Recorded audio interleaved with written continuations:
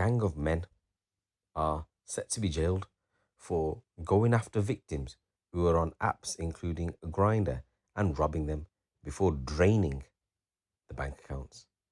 The five men used the dating app Grindr to organize meetups in Birmingham and in Derby city centre before robbing those who arrived for some fun time and emptying their bank accounts. Over the span of 10 months, the men, who all came from Birmingham, orchestrated and executed robberies across Birmingham, amassing a total exceeding £100,000. They committed these offences at the Golden Hillock Sports Ground in Spark Brook and Derby City Centre, and they also exploited the kindness of unsuspecting members of the public by feigning injury to deceive victims into assisting them. A number of victims suffered injuries such as fractured eye sockets, dislocated shoulders, and broken noses, with many requiring hospital treatment because that's how badly they got battered. Jamalji, Hadza, Abu Bakr El-Zawi, Ali Hassan, Wasim Omar, and Mohammed Sharif were all convicted of a series of robberies. Hadza and El-Zawi entered guilty pleas on the second day of their trial, while Hassan, Omar, and Sharif were found guilty just the other day following a 5-week trial. The culprits created fake Grindr profiles to incite a number of victims to parks in Birmingham, where they were assaulted, held hostage, and robbed. The victims' phones were used to transfer large amounts of money from their bank accounts, while they were detained for hours and they feared for their lives.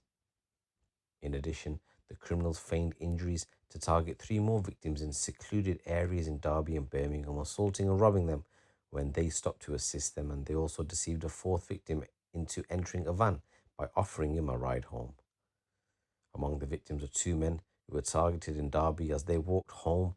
They were on a night out in the early hours of April the 25th, 2023, and the defendants pretended to be injured, and then they lured the men into a grassy area and then attacked them and robbed them at knife points. And the culprits demanded their phones, the PIN codes for both their phones and banking apps, and stole approximately £100 in cash. Another victim included a man who believed he was meeting a Grindr date at the Golden Hillock car park, but was instead attacked by 3 of the defendants who threatened to stab him if he didn't unlock his phone.